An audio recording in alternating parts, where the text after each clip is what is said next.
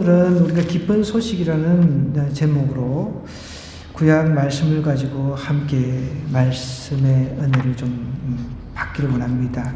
또 기쁜 소식을 전하는 자가 됐으면 좋겠습니다. 여러분, 올림픽 꽃이라 불리우는 마라톤의 기원에 대해서 여러분 다 한 번쯤 들어보셨을 거예요. 490년 아테네와 페르시아 간에 벌어진 마라톤 전쟁에서부터 이게 유래가 되었습니다.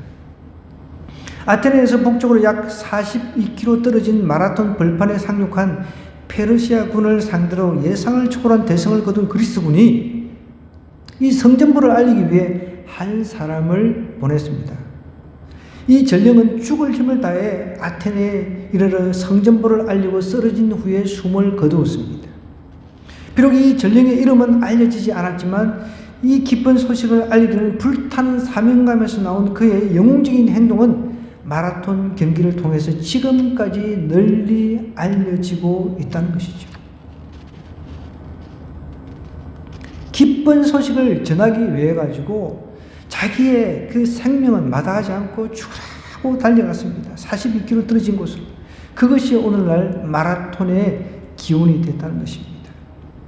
오늘 우리가 읽은 이 성경 본문도 동일하게 이 기쁜 소식을 네 사람의 문둥병 환자들이 성 안에 달려가서 전하는 것으로 시작이 됩니다. 그 내용을 오늘 우리가 한번 9절부터 한번 다시 한번 살펴볼 텐데요. 자, 9절부터 11절까지 한번 눈으로 한번 쭉 살펴보겠습니다. 나병 환자들이 그 친구에게 서로 말하되 우리가 이렇게 해서는 안 되겠도다.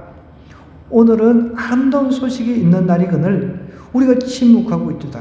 만일 밝은 아침까지 기다리는데 벌이 우리에게 미칠지니 이제 떠나 왕궁에 가서 알리자 하고 가서 성읍 문지기를 불러 그들에게 말하여 이르되 우리가 아람진에 이르러서 보니 거기 한 사람도 없고 사람의 소리도 없고 오직 말과 나귀만 매여 있고 장망들이 그대로 있더이다 하는지라.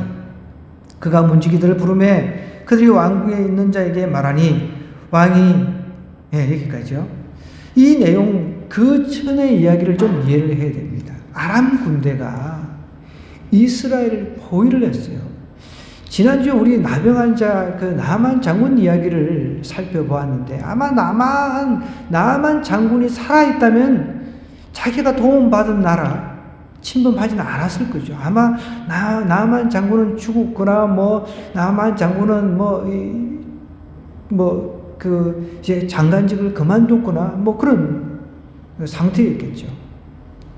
그런데 어쨌든 이 아람 군대가 이스라엘을 이제 포위해서 어떻게 이스라엘을 무너뜨리고 포위한 장면으로부터 시작이 됩니다. 근데 문제는 이 성을 포위를 하다 보니까 사람들이 이제 어느 정도는 견딜 수가 있는데 성문 밖으로 나갈 수가 없으니까 물자라든지 이런 것을 받을 수가 없잖아요. 그러다 보니까 계속해서 이제 포위된 상태에서 굶어가지고 심지어 어느 상태까지 갔냐면은 사람들을, 아이를 서로 잡아먹는 지경까지 기근이 심했다는 것입니다. 그런 상태. 여러분 상상을 해보십시오. 먹을 것이 없어가지고 오늘은 네 아이 내놔라. 우리가 같이 먹고 내일은 내 아이를 내줄 테니까 이거 잡아먹자. 이게 말이 됩니까? 저는 이런 성경을 읽으면서 도저히 이해를 사실 못하겠어요.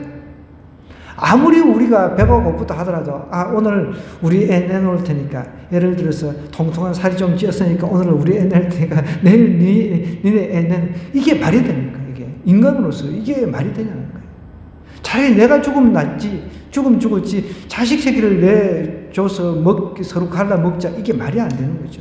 근데 이 성경이 기록되어 있으니까 우리가 믿거나 말거나 성경이 기록되어 있으니까 믿어야 되지 않겠습니까? 이런 상황이 된 거예요. 그래서 성 안에는 완전히 이제 도가니 던지 신세가 돼가지고 기근이 너무 심하니까 어떻게 밖에 나갈 수도 없고 나가면 또 아람 군대가 포위해 있으니까 다 죽고 이 진퇴양난의 상황에 있었다는 것이죠. 그런 상태에 있었기 때문에 우리가 좀 이해를 좀 해야 됩니다. 그런 배경을 가지고 이해를 해야 돼요. 우리 26장을 한번 가볼게요. 제가 한 이야기가 이 성경에 나와 있으니까. 자, 봐요. 여기 24절부터 쭉 이렇게 이제 포위된 상황을 이야기를 합니다. 이후에 아람 왕 베나닷이 그의 온 군대를 모아 올라와서 사마리아를 에워싸니 아람 사람이 사마리아를 에워싸므로 성중이 크게 줄여서 나귀머리 하나에 은 80세겔이요 비둘기 똥 4분의 1 갑은 은 5세겔이라 하니, 그러니까 인플레가 생긴 거예요. 인플레. 예를 들어서 쉽게 설명을 하자면 어떤 그 먹을 양식을 하나 사는데 이게 어마어마하게 비싸진 거죠. 수요 공급의 법칙에 의해 가지고 이 공급은 없는데 수요는 많은 거죠. 인플레가 생긴 거죠. 이스라엘 왕이 성리로 지나갈 때 한 여인이 외쳐 이렇게 이야기를 합니다. 20절에 왕이여, 왕이 이르되 이제 도와달라고 하니까 왕이 이르되 여기서 너를 돕지 아니하시면 내가 무엇으로, 왕도 어떻게 힘을 쓸 수가 없다는 거죠. 그래서 28절에 또 이르되 무슨 일이냐 하니 여인이 이렇게 이야기합니다. 이 여인이 내게 이르기를 내 아들을 내놓아라. 우리가 오늘 먹고 내일은 내 아들을 먹자 하매 우리가 드디어 내 아들을 삶아 먹었더니 아들을 삶아 먹었어요. 참 기가 찬 일이죠. 이튿날에 내가 그 여인에게 이르되 내 아들을 내놓아라. 근데 이 남의 아들은 잘 잡아먹고 자기 아들을 싹 감추어버리는 거죠. 그가 그의 아들을 숨겼다라고 이야기를 하는 거죠. 왕이 그 여인의 말을 듣고 너무 기가 차서 옷을 찢은 이야기입니다. 자, 이런 배경 아래서 이제 9절로 돌아가서 나병 환자들은 성 안에 거할 수가 없잖아요. 같이 살 수가 없습니다. 성 밖에서 살아야 돼요. 나병 환자들은 어차피 굶어 죽거나 이제 그 아람 병사들한테 투항하나 똑같다 생각을 한 거죠. 그냥 나는 이래 죽으나 우리는 이래 죽으나 저래 죽으나 똑같다 이랬는데, 나병 환자들이 하나님께서 아람 군대를 흩어셔가지고 쫓아내버린 그 상황을 갖다가 목격하고 거기서 버리고 간 여러 가지 옷이라든지 음식들을 발견하고, 이거 또 검은 금부치라든지 은부치 이런 것들을 이제 돈 같은 이런 것들도 이제 발견을 하고 감춰뒀다. 우리끼리 이거를 갖다가 감추고 있는 거는 이건 아무래도 죄다. 이 성 안에 빨리 가서 달려가서 알려주자. 성 안은 지금 애를 잡아먹고 이 난리를 치고 있는데 우리끼리 이렇게 정말 이 기쁜 소식을 그냥 입 싹 닫고 우리끼리 나눠서는 안 된다라는 결론에 도달한 것입니다. 나병 환자들이 그 친구들에게 이렇게 서로 말합니다. 우리가 이렇게 해서는 아니 되겠도다. 오늘은 아름다운 소식이 있는 날이거늘 우리가 침묵하고 있도다. 만일 밝은 아침까지 기다리면 벌이 우리에게 미칠지니 이제 떠나 왕궁에 가서 알리자라고 이야기를 하는 내용입니다. 성은의 백성들이 죽어가고 있기 때문에 이 기쁜 소식, 아람 군대가 물러갔다. 이제 우리에게는 구원이 찾아왔다. 이제 우리에게는 먹을 것이 다시금 이제 충분히 공급된다. 이런 것을 알려주자라고 결론하고 이제 결론을 내리고 달려가는 이야기입니다. 여러분, 우리에게는 음식보다 더 기쁜 소식이 있잖아요. 예수 그리스도가 우리를 죄악 가운데서 그냥 내버려 두지 아니하시고 이 땅에 인간으로 오셔서 우리를 대신해서 죄 가운데서 사는 우리를 대신해서 죽으시고 다시 살아나셔서 부활하신 그 기쁜 소식을 알릴 의무가 있습니다. 우리도 이 기쁜 소식을 알리지 않으면 우리에게 화가 있다라는 생각을 좀 해야 돼요. 사도 바울은 고백을 했습니다. 복음을 전하지 않으면 자기에게 화가 미친다라고 고백했습니다. 화가 있을 것이라는 거죠. 오늘 이 나병 환자들도 그렇게 얘기를 하는 거예요. 아름다운 소식이 있는 날인데 우리가 침묵하고 있다는 거예요. 만일 밝은 아침까지 기다리면 벌이 우리에게 미친다는 거예요. 이 기쁜 소식 성 안에 전달해 주길 원했습니다. 로마서 8장 2절에서도 보면 이는 그리스도 예수 안에 있는 생명의 성령의 법이 죄와 사망의 법에서 너를 해방했다는 거예요. 여러분, 우리가 예수님 때문에 죄와 사망의 법에서 우리가 해방됐어요. 이 기쁜 소식을 입 닫고 있으면 우리가 어떡합니까? 지금 우리가 21일 동안 다니엘 기도회를 매일 8시부터 10시까지 이렇게 진행을 하고 있습니다. 매번마다 이제 강사들이 이제 나와가지고 간증을 나눕니다. 어제는 이제 조혜련 집사님이 나와서 간증을 했습니다. 저는 이전에 그 조혜련 집사님 이제 처음 예수님 믿었을 때 부천에서 집회할 때 그 교회에서 좀 이제 사람을 동원하려고 그래서 이제 제 집사람하고 이제 가서 간증을 한번 들었어요. 그때보다 확실히 이번에는 신학도 했고 박사과정까지 수료를 했더라고요. 그래서 신학도 하고 해가지고 굉장히 파워풀한 그런 메시지였던 것 같아요. 근데 그래도 다른 거는 몰라도 그가 정말 예수님 믿고 난 뒤에 자기 가족들을 전도한 그 내용들은 굉장히 우리에게 도전이 되는 내용입니다. 가족들을 전부 다 이렇게 하나님께 인도하는 그 내용들은 정말 우리가 받을 필요가 있는 거예요.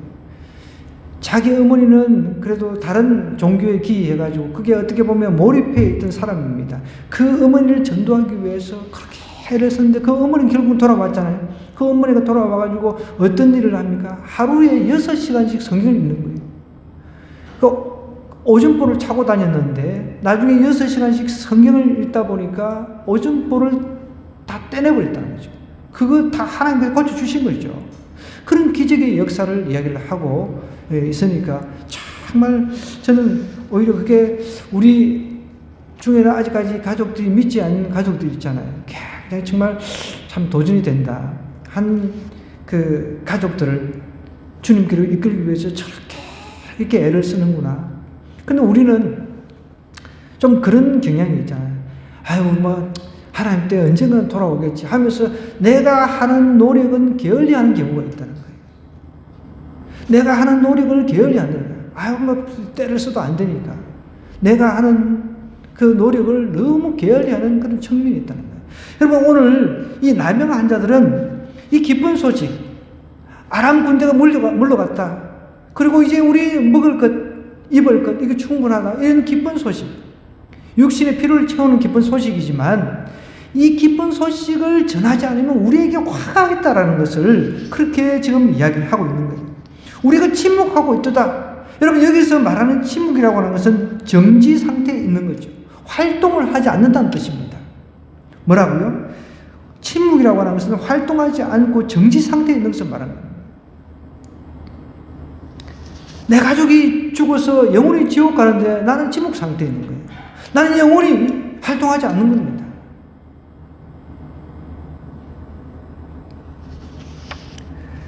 그렇게 자기 어머니를 전도하기 위해서 어떻게 했는지 미국도 데리고 가고 자기 간정 집회에 데려가고 그러면서 어떻게 했는지 그 어머니를 전도하려고 했던 그 열정이 저는 굉장히 도전이 되었습니다. 이 나병 환자들 보십시오. 침묵하고 있다라고 이야기를 하고 있습니다. 여러분, 우리는 혹시 침묵하고 있지는 않습니까? 내 지체, 내 가족들, 내 친인척들, 내 주변 친구들, 사랑하는 친구들이 지옥으로 달려가고 있는데 나는 침묵하고 있다는 거예요. 활동을 하지 않는 거예요. 움직이지 않는 거죠. 만일 밝은 아침까지 기다리면 벌이 우리에게 미칠 것이다. 여러분, 에스겔서의 말씀에 보면 이렇게 얘기를 하고 있어요. 이건 한번 찾아봤으면 좋겠습니다. 우리 에스겔서, 자, 에스겔서로 한번 가봅시다. 에스겔서 3장입니다. 에스겔서가 뒤에 좀 있어요. 에스겔서 3장.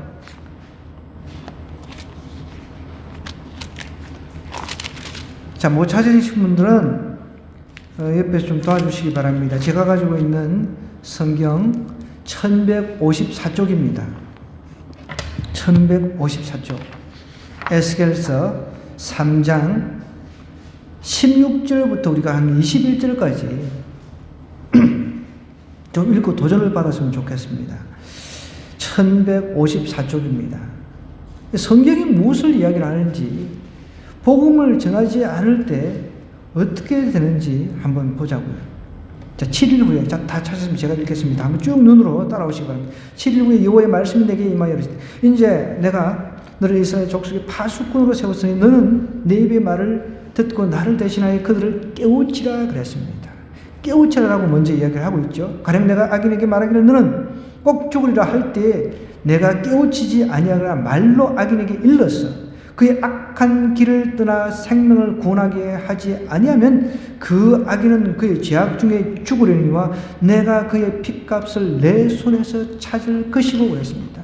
여러분, 우리 가족 중에 내가 복음을 전하지 않으면은 그 사람은 그냥 죄악 중에 죽습니다. 그렇지만 나에게도 그 핏값을 물으친다 그랬습니다. 이거 얼마나 무서운 말씀이에요.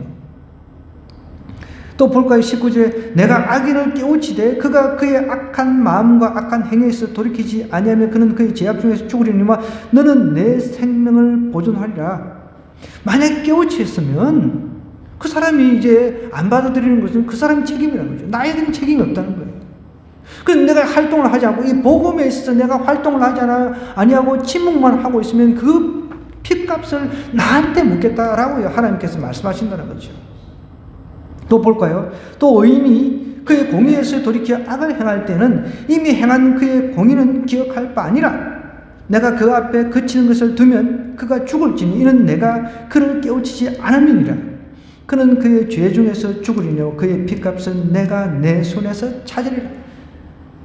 핏값을 하나님께서 우리에게 물으신다라고 이야기를 하고 있습니다. 그러나 내가 그 의인을 깨우쳐 범죄하지 아니하게 하므로 그가 범죄하지 아니하면 정령 살리니 이는 깨우침을 받으며 너도 내 영혼을 보존하리라 그랬습니다.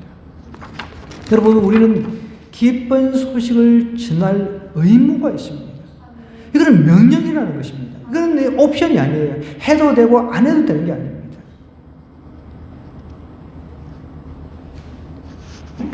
기쁜 소식에 침묵하는 것은 그래서 살인 행위와 같다라는 것을 말하고 있는 거죠. 그럼 그걸 아셔야 된다는 거예요. 좋은 소식, 기쁜 소식, 굿 뉴스라고 하는 것은 내가 반드시 전해야 된다는 거죠. 근데 의무입니다, 의무.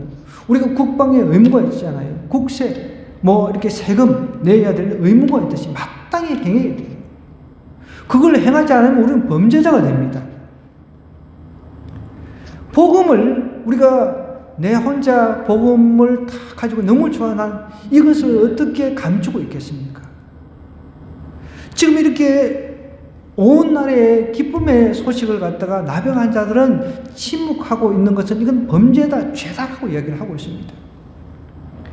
여러분, 내가 기쁜 소식을 내 마음에 담아두고 침묵만 하고 있으면 아무 소용이 없다는 거예요. 내가 사랑하는 가족들은 죽어서 영원히 지옥불로 향해서 달려가고 있다는 거죠.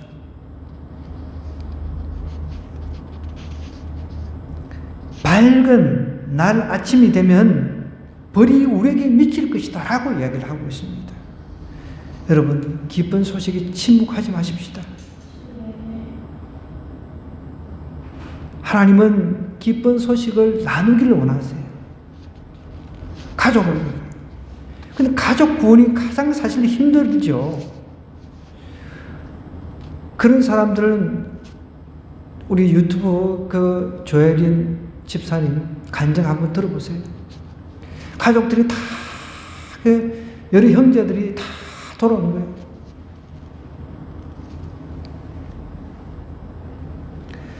저도 가족 구원을 놓고 매일같이 안팎을 기도하는데 참 쉽지는 않습니다. 지금까지 아무도 돌아오고 있지는 않습니다. 그래도 제가 명절이고 어떤 때 찾아가면 꼭 전합니다. 어떻게 했는지. 말씀 문자를 보내고 그 영상 편집해가지고 보내고 보건 안 보건 상관없이 계속 보내고 그 기쁜 소식을 전하려고 애를 쓰는 거죠. 하나님의 때는 우리는 분명히 알 수가 없습니다. 그러나 하나님은 우리가 활동하기를 원하신다는 거예요. 침묵하기를 원하시는 것이 아니라 활동하기를 원하신다는 거예요.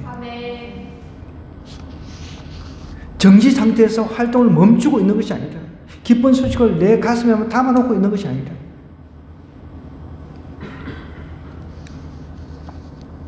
기쁜 소식, 이 기쁜 소식이 침묵하는 것은 살인 행위와 같다는 것을 오늘 성경이 이야기하고 있습니다. 또 두 번째, 이 기쁜 소식을 전하는데 가장 큰 장애물이 있는데요. 그것을 우리 12절부터 한번 보겠습니다. 그게 불신앙이라고 하는 것입니다. 12절부터 15절입니다. 왕이 밤에 일어나 그의 신복들에게 이르되 아람 사람이 우리에게 행한 것을 내가 너에게 알게 하노니 그들이 우리가 죽은 것을 알고 있으므로 그 진영을 떠나서 들에 매복하고 스스로 이르기를 그들이 성읍에서 나오거든 우리가 사로잡고 성읍에 들어가겠다 한 것이라 하니 그 신하 중 한 사람이 대답하여 이르되 청하건대 아직 성중에 남아있는 말 5마리를 취하고 사람을 보내 정탐하게 하소서. 그것들이 성중에 남아있는 이스라엘 온 무리 곧 멸망한 이스라엘 온 무리와 같으니이다 하고 그들이 병거들과 그 말들을 취한지라. 왕이 아람 군대 뒤로 보내며 가서 정탐하라 했더니 그들이 그들의 뒤를 따라 요단에 이런즉 아람 사람이 급히 도망하느라고 버린 의복과 병기가 길에 가득하였더라. 사자가 돌아와서 왕에게 알렸다 그랬습니다. 지금 나병화 환자들이 기쁜 소식을 전했어요. 그런데 기쁜 소식을 전했는데 정작 나라를 다스리는 왕은 의심을 하고 있습니다. 아니야. 뭔가 이 속임수일 거야. 이 아람 군대가 매복하고 있다가 우리가 나가면은 덮칠 거야. 아내는 지금 굶어 죽고 있는데 이미 기쁜 소식을 받았는데. 여러분, 우리는 기쁜 소식을 전하는 의무가 있어서 전하기만 하면 됩니다. 그런데 우리가 전하죠. 좋은 소식을 전했다 하더라도 그 사람들이 의심하고 그 사람들이 불신앙을 가지고 그냥 나는 못 믿겠다. 그러면 방법이 없는 것이죠. 제가 정말 아끼는 그 형님들한테 이렇게 복음을 전하면 어떤 사람은 그 복음에 아주 좀 거부 반응을 일으키는 사람도 있어요. 알레르기 반응을 일으키는 사람도 있습니다. 또 어떤 사람은 복음에 수용적인 사람이 있습니다. 두 종류예요. 복음에 수용적인 사람들은 그나마 괜찮죠. 근데 복음에 이제 그 수용적이지 않는 사람들은 뭐 어떻게 방법이 없어요. 지옥 가겠다는 거예요. 저도 가끔씩 복음을 전하다 보면은 나는 지옥 가란다. 어떻게 하겠습니까? 자기가 지옥 가겠다고 확신을 가지고 지옥 가겠다는데. 이게 왕을 보십시오. 이게 이스라엘 왕은 기쁜 소식을 받았어요. 기쁜 소식을 받았음에도 불구하고 의심을 합니다. 그의 신복들에게 이제 이렇게 이야기를 하죠. 그것도 미심쩍어가지고 제 주변에 이제 신복들이 자꾸만 한번 정탐꾼을 내보내면 어떻겠습니까? 하니까 마지못해 지금 정탐을 내보내는 거예요. 왕이 밤에 일어나가지고 왕이 지금 잠자게 생겼습니까? 지금 백성들은 굶어 죽고 있는데. 그래서 여러분 지도자를 잘 만나게 돼요. 밤에 지금 자빠져 자고 있는 거예요. 잠이 오냐는 거예요. 애를 서로 그냥 네 애 내놔라 내 애 내놔라 이러면서 잡아먹고 있는 상황이었어요. 잠이 오게 생기냐. 왕이 밤에 일어나 그의 신복들에게 이르되 아람 사람이 우리에게 행한 것을 내가 너에게 알게 하노니 그들이 우리가 죽인 것을 알고 있으므로 그 진영을 떠나서 들에 매복하고 있다라고 확신하고 있는 거예요. 이미 나병 환자들이 아람 군대 다 물러갔습니다. 물러가면서 의복을 남겨두고 먹을 것, 금은보화 이런 것들 다 남겨두고 갔다고 이야기를 했는데 불구하고 이건 속임수다라고 믿고 있는 거죠. 방법이 없는 거죠. 창세기 3장 1절에서 6절에서도 보면 우리에게 있어서 가장 큰 문제가 의심을 하게 하는 불신앙이라고 이야기를 하고 있습니다. 뱀이 하나님의 말씀을 의심하게 하잖아요. 그죠?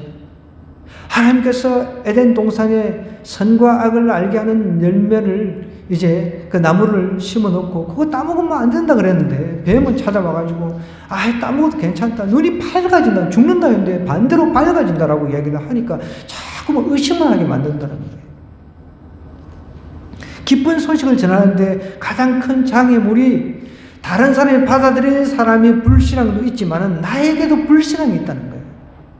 과연 이거 전하면 될까? 이런 의심을 가지고 있다는 거예요. 내가 의심을 가지고 있는 상태에서 다른 사람에게 이 사람은 더 강한 의심을 가지고 있는데 어떻게 이 의심을 가지고 있는 사람이 의심을 가지고 있는 사람한테 복음을 전할 수 있냐는 거예요. 기쁜 소식을 전하고 있냐는 거예요. 내가 죽어서 천국 갈 수 있을까? 이런 불신을 가지고 있는데 내가 어떻게 확신을 가지고 그 사람에게 증거를 할 수 있냐는 거예요. 기쁜 소식을 전하는데 가장 큰 장애물은 불신앙입니다. 의심입니다.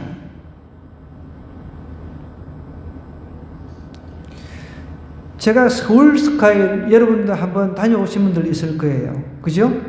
그 서울 스카이 그 롯데 월드타워인가죠? 월드타워? 120몇 층인가 그렇죠? 120몇 층이 아니라, 예?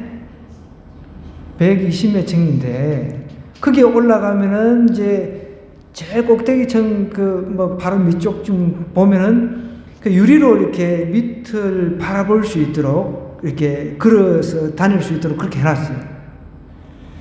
그래서 저는 이제 거기 걸어봤죠. 근데 보통 이제 거기에서 이제 밑을 바라보면 막 아닥하고 막 현기증이 막 생길 정도잖아요. 그죠? 너무 위에서 높으니까. 근데 거기에 웬만한 사람들은 간이 콩알 만화 해가지고 거기를 못 들어가요. 그런데 가만히 생각해봐요. 사실 만약에 거기가 무너진다라고 생각하면 그 롯데타워 망해야 됩니다. 그 우리가 발을 딛는데 그것이 뭐 푹 빠지고 그런 식으로 만들어 놓는다고 한다면은 그 누가 들어가겠습니까? 그런데도 사람들이 의심을 하는 거예요. 겁이 나는 거예요. 안 들어가는 거예요. 어떤 사람은 내가 나는 담력이 크다 하면서 가서 막 포즈 취하고 막 사진 찍고 막 난리를 치잖아요. 그죠? 자, 그것도 어떻게 일종의 의심이죠. 나는 불안하다는 거예요. 나는 불안하니까 못 들어가겠다는 겁니다. 아유, 난 불안해서, 아유, 이거 무너질 것 같아요. 떨어질 것 같아요. 뭔가 불안해. 그런 의심을 가지고 있으니까 못 들어가는 거예요. 그 강한 유리로 되어 있어가지고 청청이 얼마나 두껍게 만드는데 그게 뭐 무너지고 그게 우리가 발을 딛는데 가지고 그게 깨지고 그런다 그러면은 그 회사 망하는 거죠. 여러분, 우리가 기쁜 소식을 전하는 데 있어서 가장 방해물이 불신앙. 전적으로 신뢰를 하지 못하는 거죠.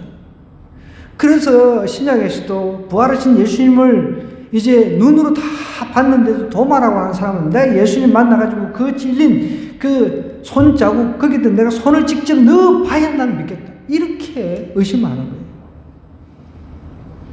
복음을 전하는 데 있어서 가장 방해되는 것은요, 상대방의 불신을 뛰어넘기 위해서 내가 확신을 가지고 가야 되는데 나도 의심을 해요. 나도 확신이 없어.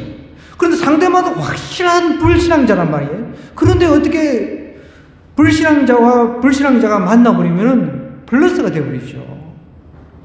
불신앙자를 뛰어넘으려면 내가 거기에 몇 배의 그 확신을 가지고 믿음의 눈으로 뚫고 나가야 되는데,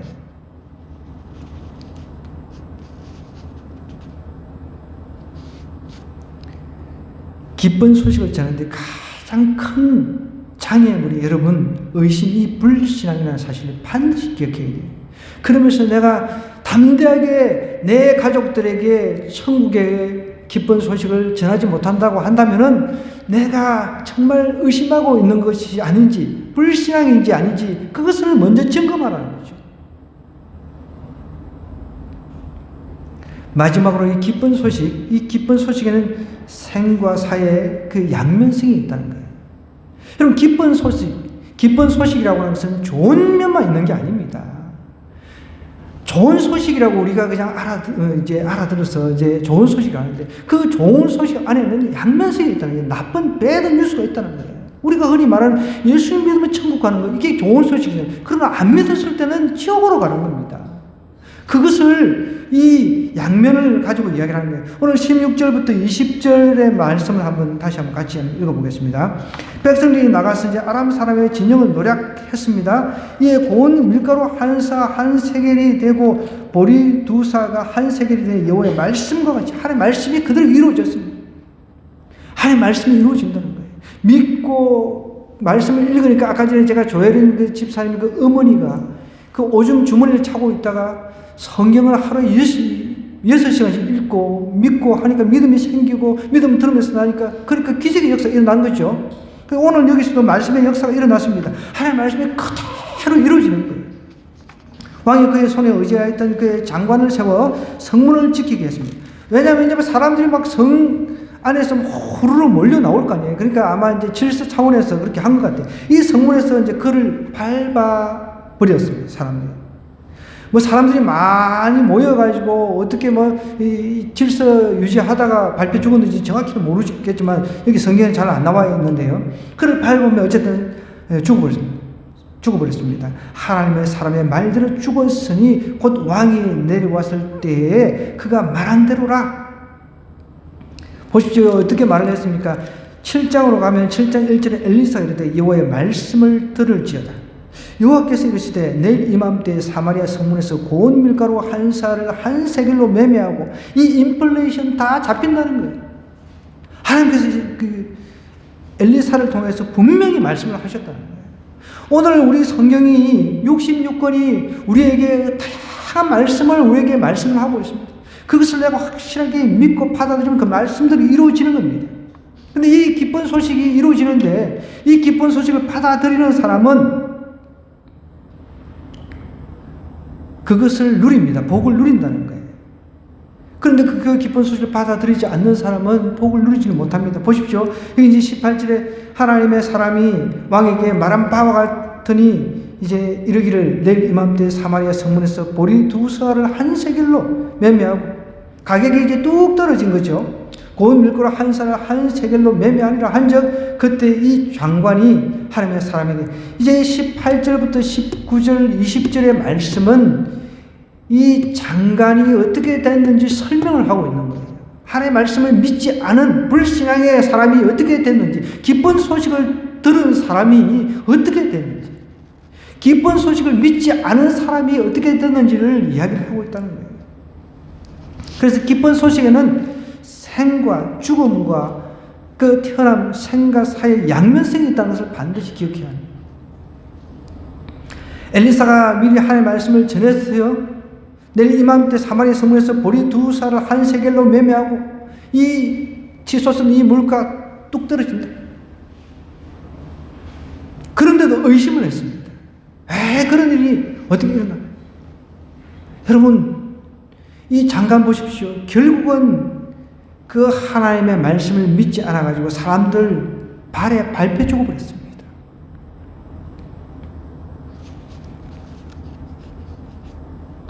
데살로니가 후서 1장 8절에도 성경이 이렇게 얘기를 하는데요. 하나님을 모르는 자들과 우리 주 예수의 복을 복종치 않는 자들에게 형벌을 주신다고 했습니다. 성경은 분명히 이렇게 선포를 하고 있습니다. 복음을 거절한 자는 형벌을 받게 되어 있다는 거예요. 그 형벌이 어떤 형벌이? 영원 지옥 형벌이라는 거예요. 그래서 고린도전서 또 1장 18절은 또 이렇게 얘기를 하는데 십자가의 도가 멸망하는 자들에게 미련한 것이라 그랬습니다.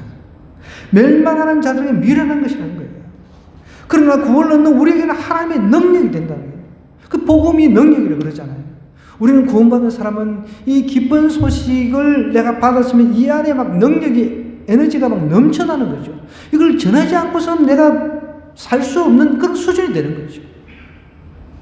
그래서 때를 얻든지 못 얻든지 복음을 전할 수밖에 없는 그런 사람이 된다는 거죠. 내가 기쁜 소식을 가지고 있는데도 계속 안에 가지고 있어요. 내가 하나님 믿는 믿음이 확실하지 않으니까 다른 사람한테 전하지를 못하는 거죠. 의심이 있어가지고. 여러분, 기쁜 소식이라고 하는 것은 우리가 전할 의무가 있는데 침묵하면, 내가 활동을 멈추고 침묵을 하면 살인 행위와 같다 그랬습니다. 또 이 기쁜 소식을 전하는데 가장 큰 장애물이 불신앙 의심이라고 그랬습니다. 내 안에 의심이 있는지, 내 안에 불신앙이 있는지, 내가 남한테 주저하고 있을 때 불신앙이 있는지, 이런 것을 먼저 한번 점검을 해봐야 됩니다. 마지막으로 이 기쁜 소식, 내가 전하는 이 기쁜 소식에는 좋은 뉴스가 있지만 아주 나쁜 소식도 있다는 것입니다. 정리를 좀 하겠습니다. 여러분, 기쁜 소식에 침묵하지 마십시다.